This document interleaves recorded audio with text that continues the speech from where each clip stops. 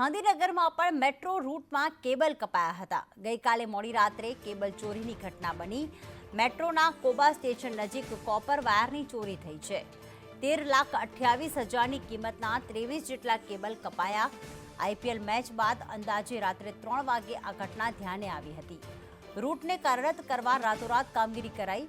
મેટ્રોના cable કોણ ચોરી જાય છે તે તપાસનો વિષય છે, કારણ કે આવી જ ઘટના અમદાવાદ મેટ્રોમાં પણ બની હતી। વારંવાર આ પ્રકારે કોણ ચોરી કરે છે તેની ભાળ કેમ નથી મળી રહી? અગાઉ શાહપુરમાં પણ કેબલ ચોરી થઈ જ હતી। કેબલની ચોરીના કારણે આખી મેટ્રો થંભી જાય તે કેવું?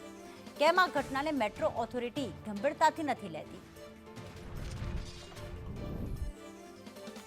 તો અગાઉ અમદાવાદના શાહપુરમાં પણ કેબલની ચોરી થઈ હતી। રાતોરાત આ કેબલ કપાયા હતા, જેના કારણે લગભગ 4 થી 5 કલાક સુધી મેટ્રોની સેવા થંભી ગઈ હતી।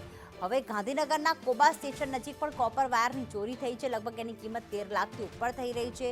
23 જેટલા કેબલ કપાયા છે અને ચોરી થઈ ગયા છે।